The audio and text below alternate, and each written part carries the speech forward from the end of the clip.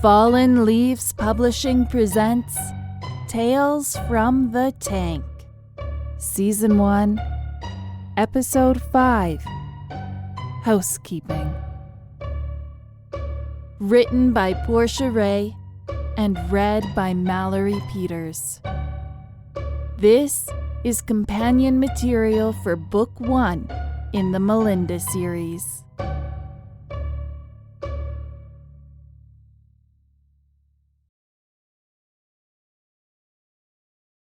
Introduction. Tales from the Tank are short stories that are companions to the larger standalone novels in the Melinda series. They can be read before, after, or simultaneously with their corresponding novel.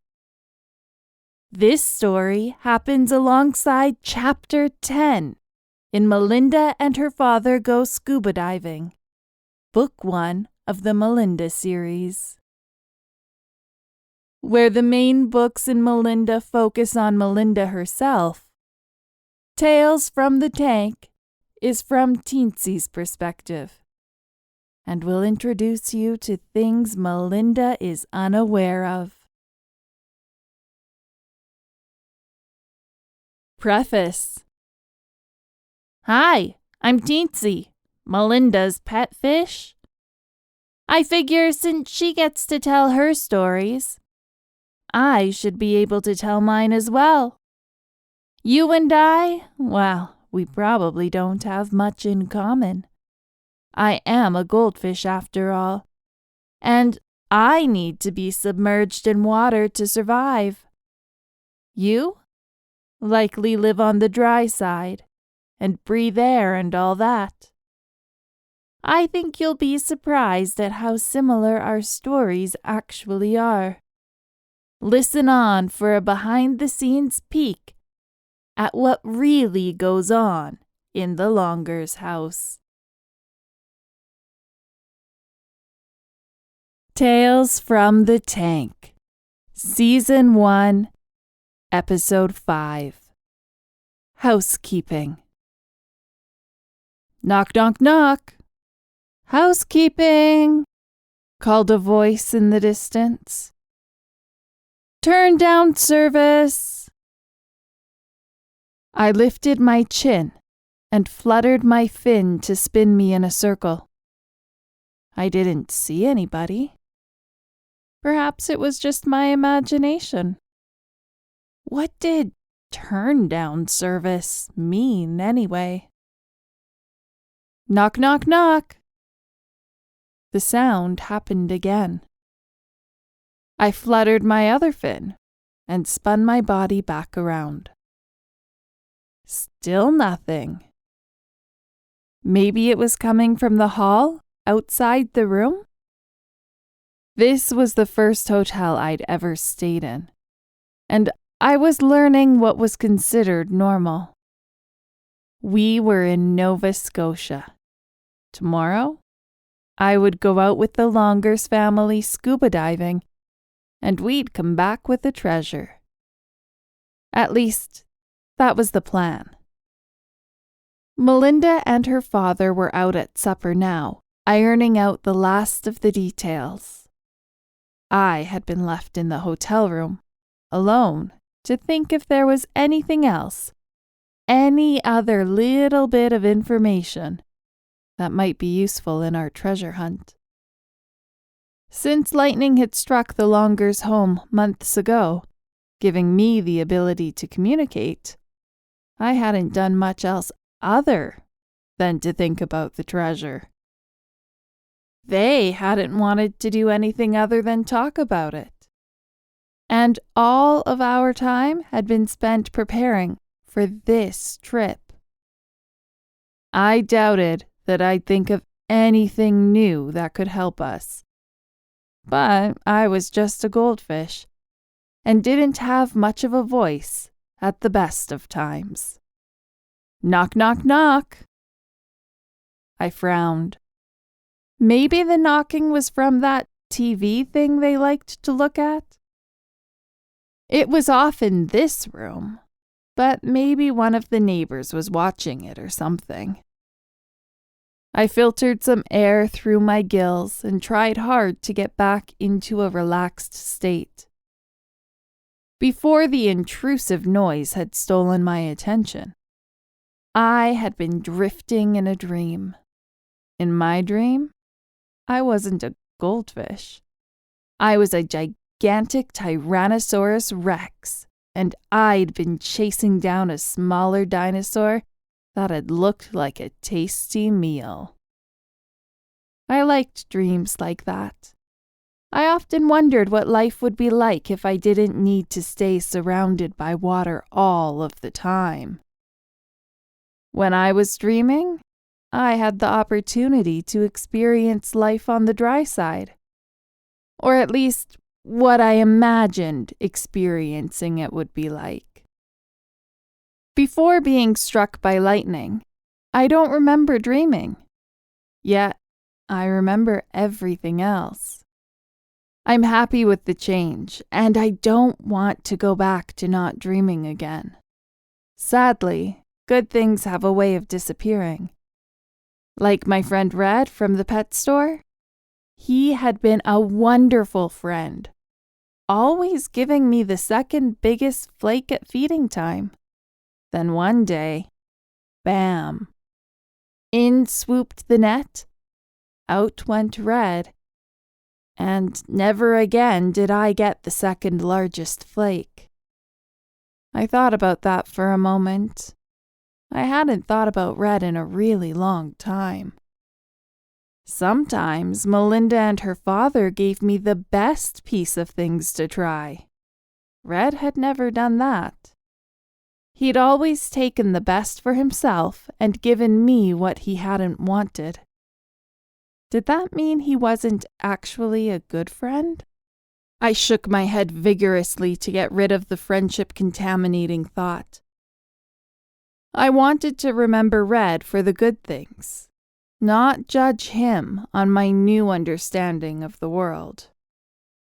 Melinda and her father seemed happy to accept my new abilities, and while things were far from perfect, they were getting better and better. Finding this treasure with them would cement my place in their lives. I enjoyed imagining how well they would treat me then. The door to the hotel room opened, and I perked up. Maybe Melinda and her father had reconsidered taking me with them? I wagged my tail excitedly. A young lady came through the door. "Housekeeping!" she called out as she walked into the room and looked around. I froze. What was this lady doing in here? Wasn't this room just for our family? I watched as she walked into the bathroom. Whatever she was in here for, I needed to get her out. This was our space, and she didn't belong. I spun around in my tank, feeling the urgent need to do something. Unfortunately, the hard reality was that I was a little fish in a small tank, and there wasn't much I could do about that. Even if she had been in a huge tank with me, and I could swim at her, there still wasn't much that I could do. I didn't have teeth like a shark, and I wasn't very menacing or imposing to look at. She hadn't even given me a second glance after her primary survey of the space. "Think, Teensie, think," I told myself. What would Melinda do? An idea came to my mind. It was a classic light bulb moment. Ping! Better yet, it was something Melinda would never have thought of. I wasn't just any old regular goldfish. I had a secret superpower, and this lady didn't know about it. I knew exactly what I needed to do. I felt my fish lips widen into a huge grin. This was going to be fun. It was exactly the type of fun Melinda would never let me have. But seeing as she wasn't here, and since this was my best idea ever, there was absolutely no reason to stop. Ooh, I sang. Ooh.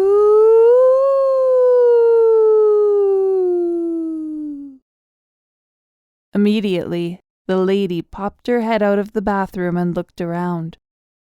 "Hello?" she asked. "Is anybody there?"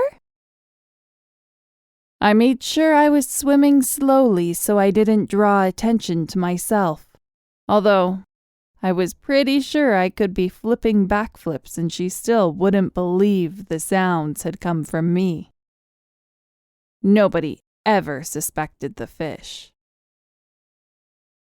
Unsurprisingly, I watched as she shook her head and ducked back inside the bathroom without a glance at my direction.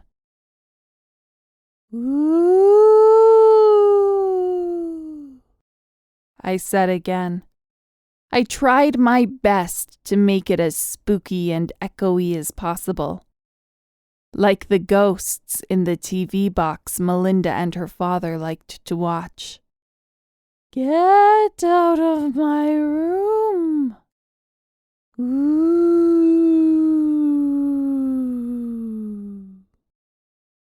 "Excuse me?" called the young lady's voice. This time she stepped out of the bathroom, put her hands on her hips, and moved deeper into the hotel room. "Is someone in here?" she asked, looking around the seemingly empty room. "I'm from housekeeping. If someone's in here, show yourself. This isn't funny." I waited for her to turn her back. Then I let out another long "Ooh."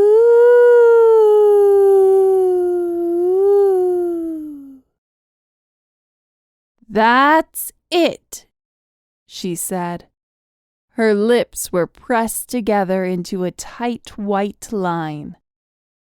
I had a smile on mine.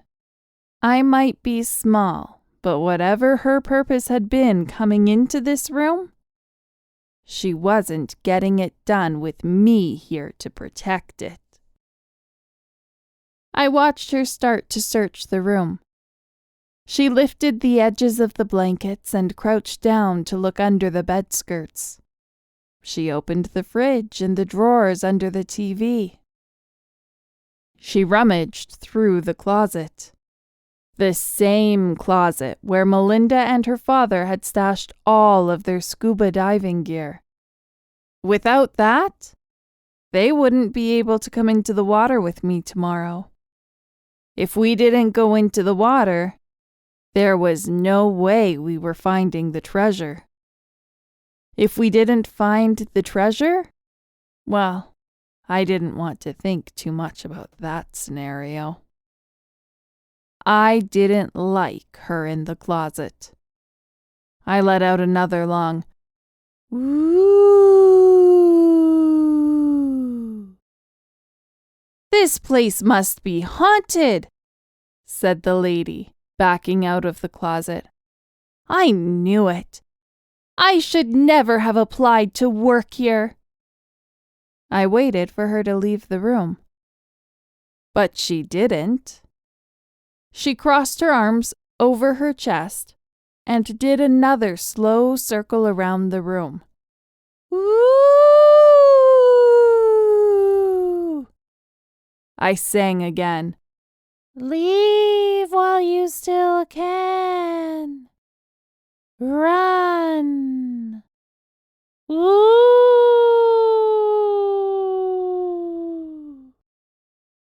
Why wasn't she leaving? It's probably just a wireless speaker and someone playing a game on me, she said. Okay, enough is enough. Where's the hidden camera? No camera. Just me, a lonely ghost, I said.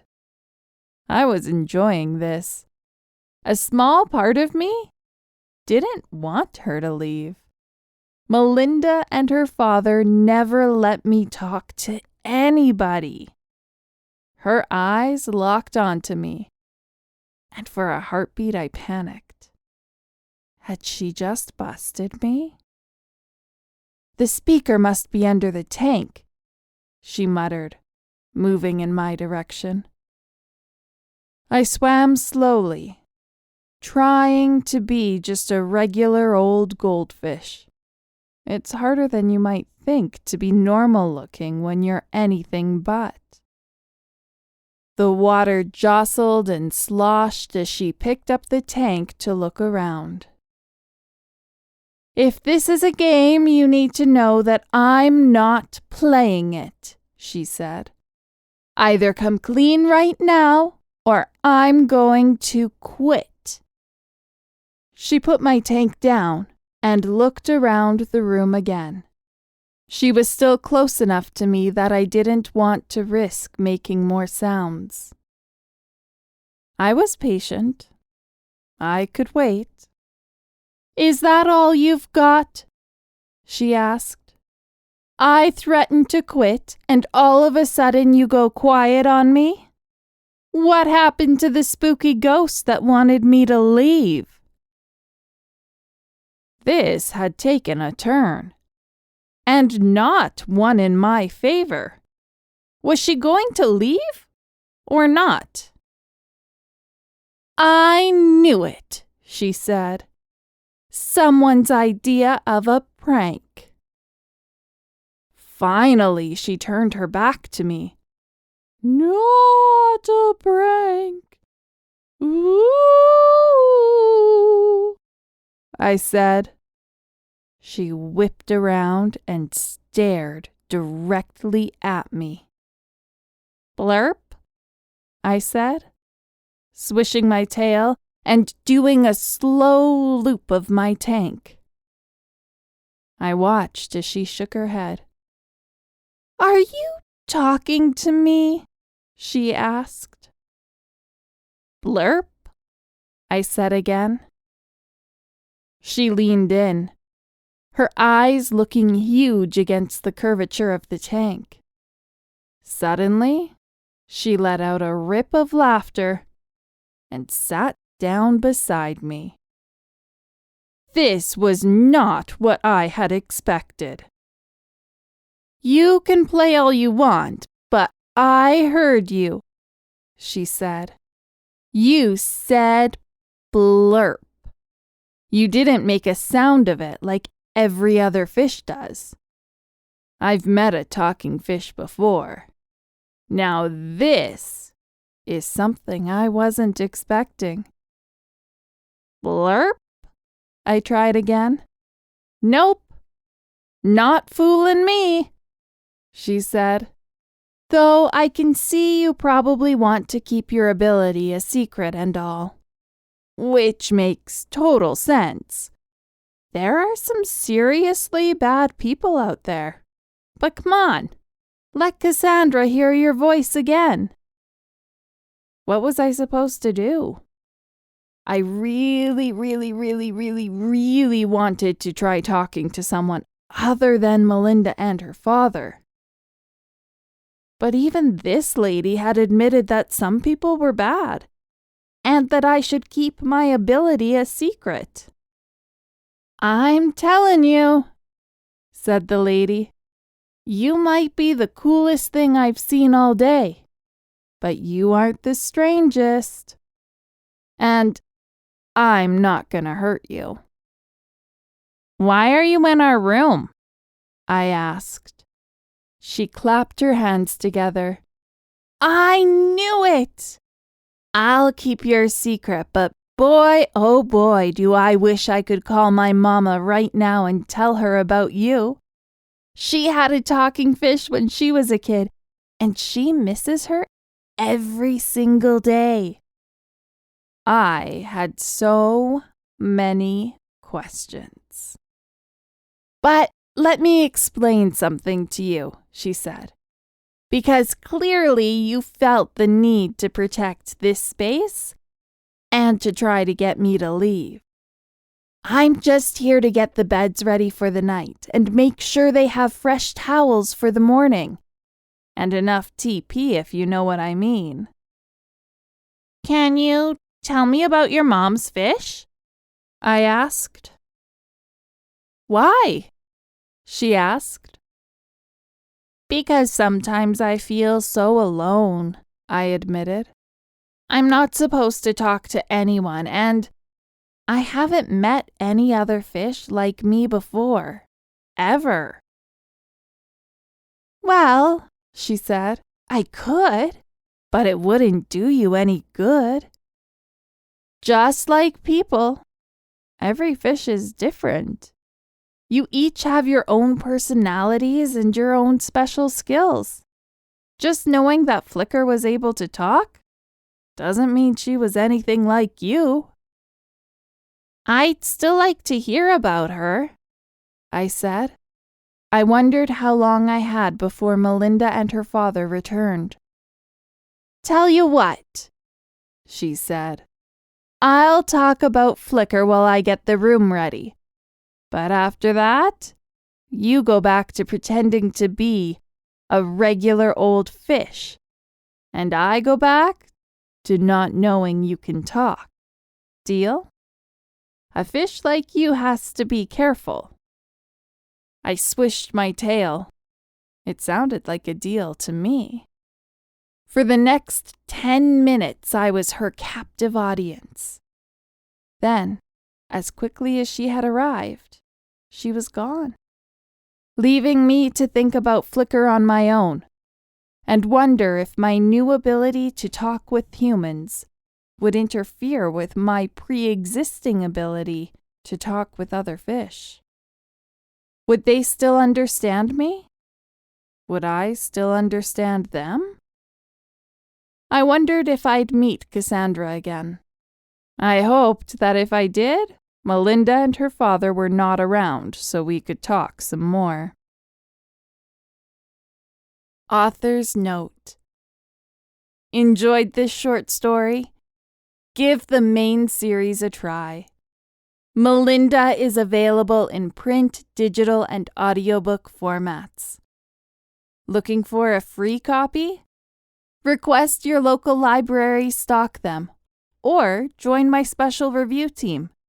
Check my website for details, PorscheRay.com. The end. This has been a Fallen Leaves Publishing production of Tales from the Tank. Season 1, Episode 5. Housekeeping. Written by Porsche Ray and read by Mallory Peters. Produced, directed, edited, and mastered by Fallen Leaves Publishing.